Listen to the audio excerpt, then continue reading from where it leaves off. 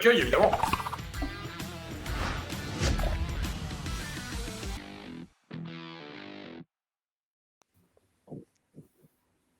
Tadam! Ah, moi je connais la dame. Oh, je la connais. Bonjour Sophie. Coucou. Qui connaît pas la dame? Moi, je ne connais pas la dame. Mais je sais qu'elle bonsoir. s'appelle Sophie de la Rochefoucauld, candidate dans le 20e. C'est bien ça? C'est ça, absolument. Future Bonsoir maire tout le du monde. 20e. Qu'est-ce que C'est tu la classe. Bienvenue. Alors Sophie, t'as Léonie qui est là, t'as Salut, Julie Simon Léonie. qui est là, t'as Bruno Gassio que tu connais un petit peu, et là, t'as Caroline Fiat, voilà. Et sinon, t'es dans la cuisine de la maison Miladiou dans le Lot, où il faut que je finisse mon service. Donc, je vais faire des allers-retours, faut pas vous inquiéter. En fait, j'ai des gens dans la salle, en vrai. D'accord. Leur Pas faire de à souci. manger. Voilà. C'est un truc de Je fou. pensais que j'allais parler de cuisine avec toi, Ludo. Ah bah oui, entre deux allers-retours, il n'y a pas de problème. Bon, d'accord. On peut. Alors, bienvenue Sophie. Donc, tu te présentes dans le 20e arrondissement de Paris.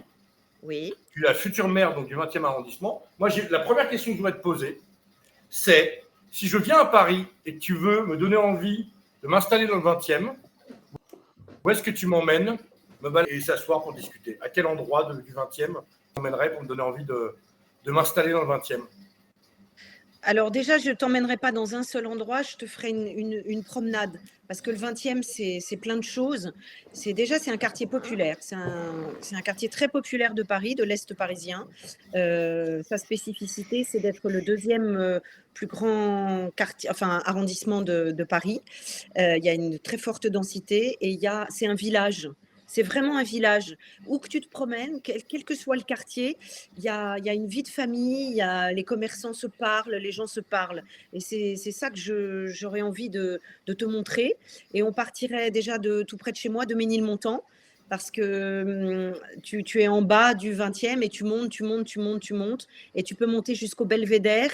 Du Belvédère, tu vois tout Paris, c'est magnifique. Et en même temps, tu es dans l'âme de l'arrondissement. Et puis, c'est la commune. C'est les dernières barricades des communards qui se sont fait tuer, assassinés. Donc, je t'emmènerai aussi au mur des fusillés pour que tu vois ça, pour que tu comprennes que le 20e, c'est un arrondissement qui est toujours révolutionnaire, qui a toujours cette âme de combative, qui est toujours en lutte, qui est toujours voilà ce qui nous caractérise. Et je crois que c'est pour ça que j'avais très envie de me présenter dans cet arrondissement. Et puis, je continuerai, on irait à Belleville. On monterait, évidemment, on passerait par Gambetta parce qu'il y a la mairie et je te ferai visiter l'endroit que je vais bientôt investir. Je te ferai visiter ma mairie qui est très belle. Et puis, je t'emmènerai aussi sur les Maréchaux parce que c'est un quartier très populaire, c'est un coin très populaire où il y a encore les immeubles en briques qui ont été construits au début du siècle et où il y a des gens qui habitent et qui ont une grande solidarité entre eux, où on fait beaucoup de porte-à-porte, on rencontre beaucoup de gens qui nous parlent. C'est un quartier où ça parle, ça discute entre soi et c'est très généreux. Bon, J'ai envie d'y aller. En plus, moi, c'est un quartier que j'ai beaucoup parcouru et c'est le 20e, c'est le début de ma politisation réelle. Parce que j'ai passé mes nuits, pour des raisons compliquées, à circuler dans Paris quand j'avais 17 ans. Et il y avait un truc qui restait ouvert quasiment toute la nuit, Place Gambetta, qui était le local de la gauche socialiste section 20e. Ah ouais. Et j'ai passé mes nuits à discuter avec un type et d'autres gars, mais notamment deux, et dont un qui m'a beaucoup aidé à l'époque parce que j'étais vraiment dans une merde très, très noire. Et ce type, c'est Jean-Luc Mélenchon. Voilà. Ah ouais. Et effectivement. j'ai compris que 15 années après, que ce type m'avait aidé, sans me le faire comprendre qu'il avait compris ma situation et qu'il m'aidait. Voilà. Incroyable. Bah, tu vois, c'est l'endroit en plus où il y avait Jean-Luc Mélenchon. C'est prédestiné pour moi. Alors, tu as commencé ta campagne. En fait, ça fait longtemps que tu es sur le terrain, on peut le dire, parce que en réalité, tu n'as pas attendu la campagne municipale pour être sur le terrain. Ça fait longtemps que tu y es. Tu es parti en campagne avant pour les législatives avec Sophia Chikirou. Absolument. Depuis, tu animes fortement, alors beaucoup Paris, mais particulièrement le 20e. Et donc, est-ce que là, toi, sur les 4 dernières ou 5 dernières années que tu es sur le terrain, vraiment énormément, est-ce que tu sens quelque chose dans la campagne municipale qui commence à se dessiner, à sortir? Est-ce que tu sens un frémissement, une odeur particulière? Alors, ça fait pas 5 ans que je suis sur le terrain, ça fait, je dirais que j'étais là au début du front de gauche, donc ça fait Oui. une quinzaine d'années que je suis là. J'ai fait les 3 campagnes de Jean-Luc et où j'ai arpenté le 20e vraiment, depuis 2010, où j'ai été 3 fois suppléante et cette fois-ci je suis élue puisque je suis la suppléante de Sophia Chikirou depuis 2022 et élue au premier tour en 2022 et réélue, au premier tour en 2024 et je dirais que le 20e est un peu particulier parce qu'on fait, Jean-Luc Mélenchon, il fait des scores assez incroyables. On a fait des assez beaux scores aussi aux européennes. Et ici, je dirais que c'est depuis toujours, enfin, comment dire, c'est pas depuis seulement un mois que je sens ça, c'est depuis des années, et je dirais particulièrement depuis 2022 où les gens en ont ras-le-bol, et là ça s'est un petit peu tendu, et ce qu'on entend dans les porte-à-porte et dans les marchés qu'on fait très régulièrement, parce que moi je suis sur le terrain tout le temps, tout le temps, tout le temps, hein, vraiment. Même en dehors des élections, hein, depuis 2022 par exemple, je fais tous les vendredis, on tenait le marché avec une table, du café et du thé pour discuter avec les gens et les tracts de la France insoumise. Et donc les gens commencent à nous connaître, nous, ici, le GA de la commune du 20e, et les gens nous disent qu'ils en ont ras-le-bol. Ils en ont ras-le-bol de payer trop de charges, ils en ont ras-le-bol de payer des loyers trop chers, ils en ont ras-le-bol parce qu'ils doivent choisir entre se chauffer ou se nourrir, ou se chauffer et se soigner, etc., etc. Donc quand on arrive, nous, depuis toutes ces années, avec un programme, ils sont très sensibles à ça. Ils disent, c'est pas seulement maintenant que vous êtes là, on nous connaît parce qu'on est là depuis longtemps. Donc c'est ça que je sens par rapport au reste, je dirais peut-être des autres. C'est une présence très forte militante qui fait que les gens nous reconnaissent et viennent énormément nous parler. Donc il n'y a pas de frémissement pour moi de la campagne, il y a une continuité de tout ce qu'on a mis en place depuis toutes ces années, quoi, comme tu viens de le dire. Ok. Et donc c'est plutôt bien parti, vous y croyez? Bien sûr qu'on y croit, bien sûr. S'il faut gagner, c'est l'Est parisien qui va gagner en premier. L'Est parisien fait des scores incroyables ces dernières élections, et on a une force militante très très forte dans cette partie-là de Paris. Et particulièrement dans le 20e, hein. On a quand même des GA, on est l'arrondissement où il y a 7 GA actifs, avec des militants très, très, très, très, très engagés dans la campagne, qui ont une envie et qui y croient très fort. Donc, le fait qu'on y croit augmente nos chances, effectivement, parce qu'on est sur le terrain en permanence. On fait 2 actions à peu près par jour depuis la rentrée de septembre.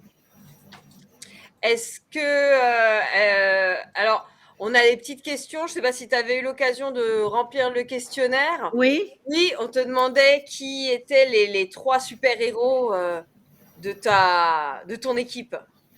Ah, les 3 super-héros. Alors, comme j'en ai plein, je crois que je vous ai répondu qu'il y avait ma directrice de campagne. Ok. Non, c'est pas ça. Ma directrice je suis en train de regarder. Ouais. Mais surtout, c'est quelles sont les qualités que tu leur trouves. Quels sont leurs super pouvoirs, comment ils t'aident. C'est-à-dire que Céline, sans elle, je suis rien. Elle était la candidate des législatives en 2024, et j'ai fait sa campagne en même temps que je faisais celle de Sophia. Et j'ai trouvé que Céline était quelqu'un d'une générosité et d'une intelligence politique absolument remarquable. Et je n'ai pas hésité une seconde quand il a s'agit de choisir un directeur ou une directrice de campagne. Je ne pensais pas pouvoir partir en campagne sans elle. C'est-à-dire que je ne prends pas une seule décision. C'est en ça qu'elle est indispensable. C'est pas je décide et puis Céline est là et elle me dit oui ou non. Enfin, on prend les décisions ensemble, et si elle me dit non à quelque chose, franchement, je l'écoute parce que je ne peux rien faire sans elle. C'est un peu comme un double. Je dirais qu'on est remplaçable l'une vis-à-vis de l'autre et vice-versa. Vraiment, c'est impossible pour moi de penser autrement. Et Evan, alors, c'est qui Evan? Evan, c'est le co-animateur de mon GA depuis des années. Et Evan, il a la fougue, la jeunesse. C'est lui qui fait le lien avec toutes les associations. Il connaît tout. C'est quelqu'un qui vit dans le 20e depuis très longtemps. Il connaît mieux le 20e que moi. C'est-à-dire qu'il connaît toutes les assos, toute la jeunesse. Il a organisé cet été un foot de rue. J'ai jamais vu ça. En 15 jours, il a mis en place. Il y avait tout le milieu associatif, tous les enfants des quartiers qui étaient là. il a organisé les équipes, il a fait le foot. C'est la jeunesse et la fougue et c'est Evan, quoi. C'est comme mon fils adoptif. Je ne pourrais pas faire la campagne sans lui non plus.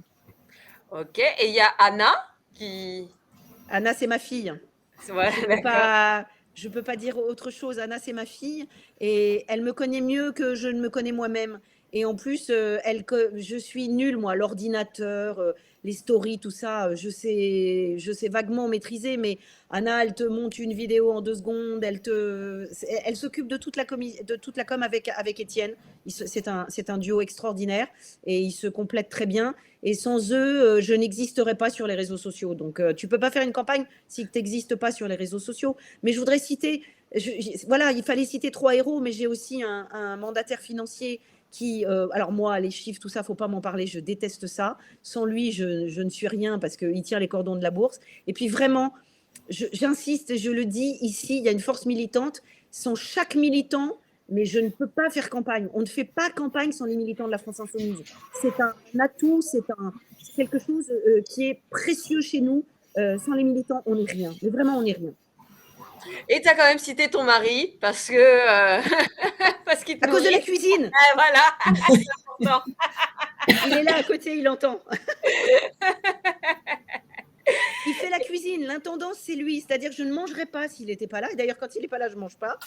C'est un immense, ça c'est hommage à Ludo, c'est un immense cuisinier, immense. C'est-à-dire que tous les soirs, j'ai des petits plats et ça me requinque et ça me remonte quand je suis un petit peu fatiguée. Parce que je vous assure que quand vous avez fait un marché, un porte-à-porte, un pied d'immeuble, que vous avez tracté, que parfois, c'est super, on est dans le 20e, donc c'est très acquis. Mais quand même, on rencontre aussi des gens qui ne sont pas toujours... qui sont pas toujours avec nous, hein. On a des petits soucis, parfois on se fait traiter pas très bien, et voilà, et manger un bon petit plat en rentrant le soir quand on a tracté toute la journée, c'est indispensable. Il est indispensable à la bonne tenue de toute la campagne. Il faut qu'il tienne comme moi jusqu'au 22 mars. Et alors le super méchant, on t'a demandé les super héros de ton équipe, mais vous vous battez contre un super méchant. Ah ouais, on a un super méchant ici, nous, parce que c'est un socialiste traître. Alors il est doublement traître déjà parce qu'il est socialiste, et en plus il vient de rentrer à Place Publique. Ah oui, il cumule, ouais. Alors il les cumule un petit peu, voilà, c'est le maire du 20e. Alors, avec qui on avait plutôt des relations pas trop mauvaises, disons, républicaines, comme on dit ici. Mais je crois que depuis qu'il sait que je me présente, il est moins sympa tout d'un coup. Et puis, il nous a quand même envoyé la police parce qu'on a fait une petite manif le jour de la reconnaissance de l'État de Palestine. On a fait une manif devant sa mairie. Il nous a quand même envoyé les flics. Et on lui a dit qu'on voudrait bien mettre le drapeau palestinien sur le fronton de sa mairie. Et il nous a répondu d'un ton, moi, maire du 20e, il n'y aura jamais de drapeau palestinien. Et on s'est un petit peu pris le bec avec lui ce jour-là. Et depuis, je le cherche un peu parce que le vœu a été voté comme quoi c'était possible de le mettre. Et il a quand même refusé. C'est-à-dire qu'il est allé contre le vœu voté dans sa mairie. Donc, je me suis donné un défi. Je gagnerai cette mairie pour qu'il y ait le drapeau palestinien sur le fronton de la mairie. Yeah. On valide. C'est clair. Quel est le plus gros problème dans le 20e? La pauvreté. Ouais. C'est un quartier très populaire. Il y a une grande partie de familles monoparentales, donc des mères isolées. J'ai d'ailleurs une camarade de la France Insoumise qui fait partie du mouvement des mères isolées, qui s'occupe de ce mouvement.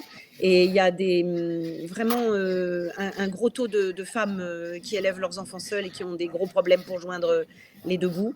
Donc je dirais mais c'est un quartier en même temps très très très solidaire. Donc ça compense avec un mouvement associatif, un tissu associatif très fort, très important, un des plus importants de Paris. Donc ça compense, mais je dirais vraiment un problème de logement. Il y a beaucoup de gens qui sont sans logement. D'ailleurs, on a eu justement aussi devant la mairie Utopia qui est venue avec 220 familles, des femmes, des bébés, des femmes enceintes qui ont pris la place de la mairie et qui ont demandé au maire de les aider à les héberger. Ils sont restés 4 jours et 4 nuits sans que le maire lève le petit doigt et autorise un logement non pas pérenne, mais au moins un abri pour les nuits qui arrivaient extrêmement froides. Et il a fini par ouvrir sa mairie au bout de 5 jours parce que des médecins sont venus lui dire sinon il y aurait des morts devant sa mairie. Donc, il y a un vrai problème de logement dans notre arrondissement aussi. Et de quoi tu parlais quand tu parlais d'amende arbitraire? Oui, absolument. Nous avons beaucoup de jeunes qui se font arrêter depuis le Covid, qui se font arrêter arbitrairement parce que noirs ou arabes, et à qui on met des amendes, et qui se retrouvent, des jeunes gens qui se retrouvent, leurs parents se retrouvent à payer à devoir payer des sommes pour des amendes qui, évidemment, comme ils ne les payent pas, grossissent. Et on a un réel problème. Heureusement, on a des associations qui gèrent ça, et des collectifs de mamans avec lesquels on est en relation, et avec lesquels on fait un travail incroyable. Et d'ailleurs, mardi, on va soutenir des gamins de notre quartier qui sont passés au tribunal de Paris pour soi-disant tapage nocturne. Les mômes, ils n'avaient rien fait, ils étaient juste dans la rue. Et on va très souvent les soutenir. Et mardi, on a une action pour aller soutenir encore des gamins de nos quartiers qui sont arrêtés arbitrairement. Alors, on va réveiller Léonie rapidement pour montrer que la cuisine est une matière vivante. Léonie, regarde, ça c'est le feuillant, mais l'hiver. Parce que donc, Sophie, je fais un gâteau au chocolat qui est un gâteau au chocolat sans farine. Waouh. Qui est très crémeux, et l'été, il est donc très coulant. Sa description officielle, c'est qu'il fuit comme un socialiste en temps de guerre. Il est travaillé au sésame noir, à Larissa, et avec une crème chantilly maison, goût Cléopâtre, comme la colle, avec le petit pelle. Je reproduis exactement le même goût. Et tu regardes Léonie, normalement, il est très très crémeux. Regarde l'hiver, comme il est très froid. Ouais. Oh, c'est beau. Il est juste crémeux, mais et ça, c'est ma chantilly, donc, qui est dessus avec un peu de sumac rouge et un petit peu de sel de pain par-dessus pour renforcer un peu le côté harissa. Voilà. Wow. Je pense que le socialiste, il coule même en temps de paix. Hein. Enfin, je dis ça. Arrête. Et alors, tu as un pouvoir insolite? J'ai un pouvoir insolite. Sur les cartes? Sur les cartes? Non, les itinéraires, un savoir-faire insolite. Ah bon? Non, j'ai oublié. Non, je me suis trompée de ligne. Non, c'est faire le ménage. Ah, on m'appelle la tornade blanche, oui. D'accord. Ah oui, alors je suis une tornade blanche, c'est-à-dire que je ne laisse pas en paix ma famille. Je suis capable de te nettoyer une pièce, de te cleaner un truc en 2 secondes, un quart, et je fais le ménage comme personne. Alors c'est comme dirait Valérie Pécresse, il faut toujours une femme pour faire le ménage. C'était sa grande réplique. Je ne sais pas si vous vous rappelez de ce sketch à mourir de rire, là, je ne sais plus où il était passé. Mais oui, j'ai ce pouvoir incroyable, c'est que comme ça, je suis comme la fée du logis. Je fais clic et tout est nickel. Passe à la maison. Et là, que j'aime pas ça, Bruno. Tu as l'anecdote que tu ne révélerais pas. Elle est pépite. Elle est pépite? C'était quoi? C'était manger des nounours, non? C'est pas ça? Non, t'as dit quelque chose à un mec en soirée. Oh! Elle est pépite. Ah oui, je la raconte ou pas? Ah bah oui. Bon, je la raconte, d'accord. Alors là, je vais pas me faire des potes. Hein. Bon, c'est pas grave. Alors, je sortais d'un théâtre il y a quelques années quand même. Hein.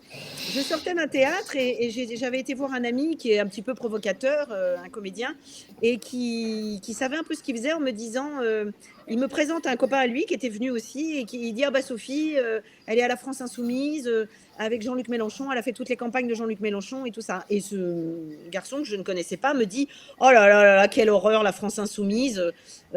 Et Stéphane, le comédien, me dit, eh ben, tu vas pouvoir discuter, ce monsieur est à Europe Écologie du Vert.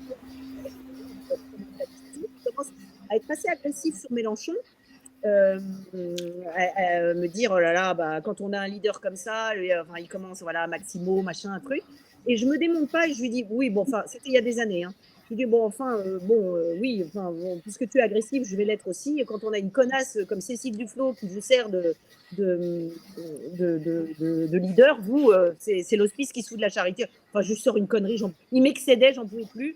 Et il me regarde, il me fait, c'est ma femme. Alors, j'ai cru que c'était une blague.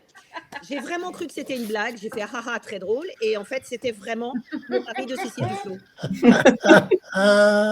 C'était devenu un pote. Hein. C'était devenu un pote. C'est vrai? Oui, vraiment, après. Oui, donc ça se dit bien. Voilà. Mais Bon, je ne me suis pas démontée. J'ai dit, bah écoute, voilà, c'est ce que je pense. Voilà, bon. Marc, tu avais une chance sur 70 millions de tomber sur son mari. Non, pas 70 millions, parce qu'ils ne sont pas 70 millions à Europe Écologie Les Verts, hein, quand même. Hein. Oh, mais c'est les Français. Non, mais il m'avait dit qu'il était Europe Écologie Les Verts, donc... voilà. Alors, ils ne sont vraiment pas 70 millions, tu avais une chance sur deux de tomber sur. Voilà, merci Bruno de rétablir un peu la vérité. De quoi, qu'est-ce qui te manque pour la campagne? De quoi tu as besoin Est-ce que tu aurais besoin de média training? C'est cadeau. Merci Caroline. Alors, média trading, ça va aller. De quoi tu as besoin De temps. Non, parce qu'on a démarré très tôt. Donc, moi, j'aime les campagnes courtes. Je suis quelqu'un de... J'aime bien quand le temps... Je suis bonne dans l'urgence. Donc ça ne me gêne pas. Je vais être gourmande, je dirais, dans plus de militants, parce que Zoran Mamdani, c'est parce qu'il a une telle... Il a gagné. Je me dis que si on pouvait faire tous les bâtiments un par un, parce que les voix, il faut aller les chercher une par une, parce que on a la chance d'avoir des gens qui votent beaucoup pour nous dans le 20e, mais on a beaucoup d'abstention. Donc ce qu'il faudrait, c'est une équipe de fous pour qu'on soit 1000, 2000, 3000 à faire des porte-à-porte de fous tous les jours, tous les week-ends, pour que, pour aller les chercher une par une les voix, parce que chaque fois qu'on ouvre une porte, les gens nous disent, dès qu'on leur parle, ils nous disent, mais oui, on va voter pour vous, bien sûr qu'on va voter pour vous. Donc je me dis, voilà, plein de gens qui viennent nous aider. Et tu nous as pas dit, quand tu seras élu, c'est quoi la première mesure que tu vas mettre en place? Je vous l'ai dit, mettre le drapeau palestinien sur le fronton de la mairie. C'est la première. Direct. Direct. Ça, c'est même pas m'inviter à boire un coup. Ça, c'est après, Caroline. D'abord, on met le drapeau et après, on boit des coups. D'accord. C'est cool. Merci Sophie. Vous avez des questions, Bruno, Julie, Caro? Non, je trouve qu'elle a très très bien répondu aux questions qui sont prévues. Après, voilà, j'ai presque envie de te dire que je suis jaloux. Oh, Bruno, tu peux pas être jaloux. Toi, tu as la meilleure numéro 2 de tout Paris sur ta liste. Alors, ça, c'est extraordinaire. On va se mettre à travailler. Nous, on a mis longtemps. Mais on va se mettre à bosser là. La semaine prochaine, on est vraiment au taquet. Elle est au taquet, la meilleure numéro 2. C'est pas la numéro 2, c'est ma colistière. Ouais. Et ça va être fabuleux. Vraiment, on va faire des trucs fabuleux. Le petit problème, c'est que pour l'instant, mon GA à moi sont 2. Oui, je sais. C'est pour ça dans le 7e de Paris, on n'a pas tout à fait les mêmes problèmes. Mais ce qui est extraordinaire, c'est qu'on peut mettre ça en parallèle, en fait. Pourquoi dans le 7e, personne n'a de problème? Pourquoi les rues sont larges? Pourquoi les appartements sont beaux? Pourquoi il y a de la place? Pourquoi il y a des espaces verts? Pourquoi? Parce qu'il y a un fric de ouf. C'est des dingos de fric. Il y a tout. Et c'est là qu'il y a la Tour Eiffel en plus. Tu vois. Donc, il y a tous les ministères, toutes les ambassades. Il y a plein... Et il y a 2,7% de logements sociaux. Et quand je regarde ça, je me dis, dans le 20e, la façon dont tu en parles, c'est super beau la façon dont tu en parles du 20e. Merci. Parce que tu parles de populaire, tu parles de gens qui se parlent. Nous, ils ne se parlent pas. Hein. Ils sortent dans la rue, ils achètent leurs trucs, ils rentrent chez eux. Et moi, depuis le temps, j'y traîne là depuis quelques semaines, je me dis, OK, on ne pourra pas mettre des gens aussi riches dans le 20e. Tous les gens du 20e ne pourront pas devenir aussi riches que les gens du 7. Qu'est-ce qui remplace la richesse? Les services publics. Évidemment. C'est ça qu'il faut faire. C'est ça qu'il faut faire comprendre aux abstentionnistes de ton coin, du 19e, du 18, du 15, du 11, du haut du 17 et tous ces gens.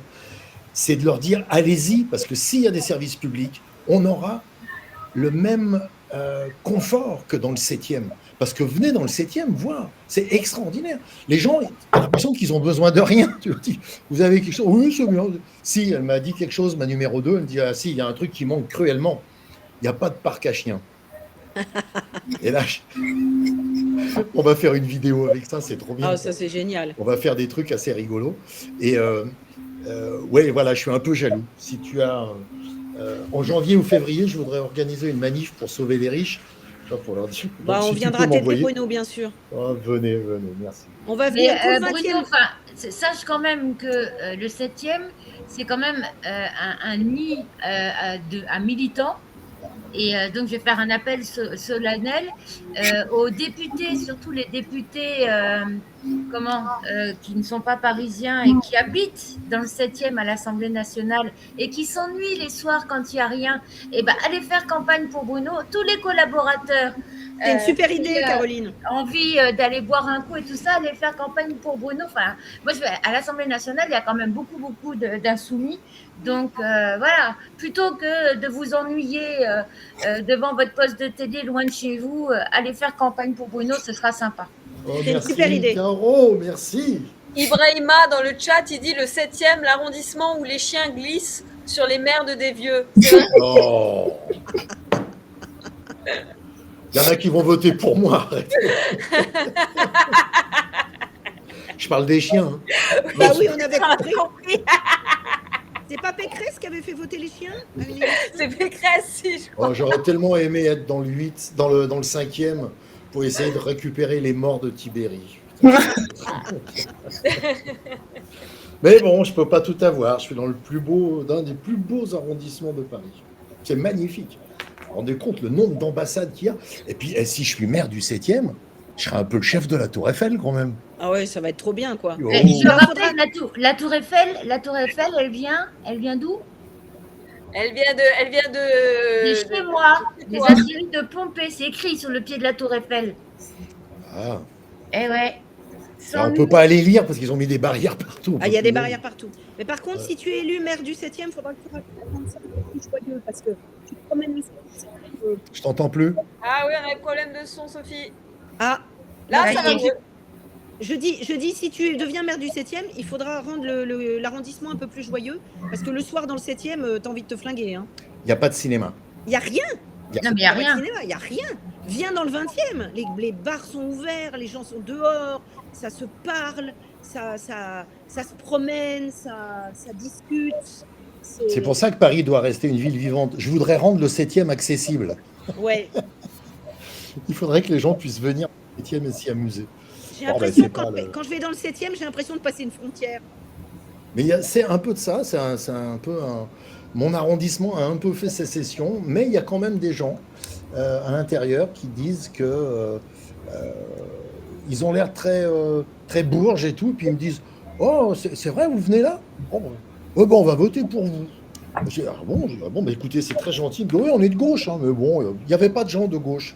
Il n'y avait pas un parti socialiste. c'est vrai. Il dit « Oui, oh non, mais eux. » Ah, c'est énorme. Oui. Et donc, peut-être qu'il y a des gens qui voteront probablement pas Chikirou comme maire de Paris, mais qui voteront Gassiot dans le 7e. C'est assez rigolo, quoi. Aïe, aïe, aïe. Merci de m'avoir entraîné dans cette galère. Oh, j'y suis pour rien. Hein. Ouais, bien sûr, ouais. Ah non, j'y suis pour rien. T'es sûr?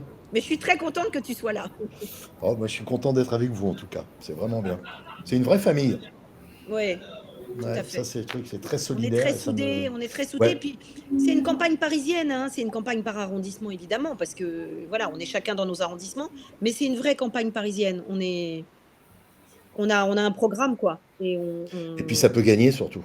bah, Et évidemment. alors, je vais poser. C'est pas de la rigolade, toi, les gens qui te disent ouais, vous faites un peu, oh, vous avez aucune chance. Non. Regardez bien comment ça se passe. Regardez bien où il y a du monde qui vote. Regardez bien où il y a des à fait. abstentionnistes. Et vous verrez que ça gagne. J'ai une question bête de provinciale.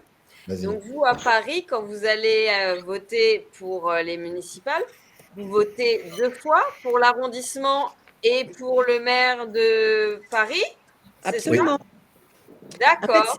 c'est la loi PLM qui vient de passer, Paris-Lyon-Marseille, où on va voter, chaque personne va voter pour le maire ou la maire de son arrondissement. Et ensuite, il y aura une deuxième urne où tu pourras voter directement pour le maire ou la maire de Paris. Mais sur la liste, donc, par exemple, de Chikirou, de Sofia, le reste de la liste, elle est tête de liste, et le reste de la liste, c'est Elle va aussi faire une liste. Elle va prendre des gens. Tu peux tout à fait être tête de liste, par exemple. Moi, je suis tête de liste dans le 20e. Il est possible que je sois aussi sur la liste des conseillers de Paris, mais pas forcément. D'accord, d'accord. Tu vas voter pour les conseillers de Paris et le maire de Paris, la maire de Paris. Tu vas voter pour Sophia et sa liste. Et tu vas voter pour Sophie dans le 20e et sa liste. Ok, je me demandais si justement à chaque fois les têtes de liste des arrondissements se retrouvaient sur la liste de la candidate de la mairie de Paris. Ce n'est pas une obligation. D'accord. Ok, merci. Ça faisait quelques temps que je posais la question. Sophie, est-ce que tu restes avec nous? Non, tu dois avoir. Oh si, moi je veux bien. Alors reste avec nous, tu es la bienvenue. Ah bah avec plaisir. Je voulais juste dire à Ludo que le seul truc que j'aimerais, si je gagne la mairie, c'est de prendre le temps d'aller, parce que je rêverais d'aller dans son restaurant. Mais il est plus là, il n'entend plus. Ah oui, je vais dire. Ça me ferait vraiment plaisir. Voilà. Je suis allé, c'est vraiment bien. Plaisir après les élections.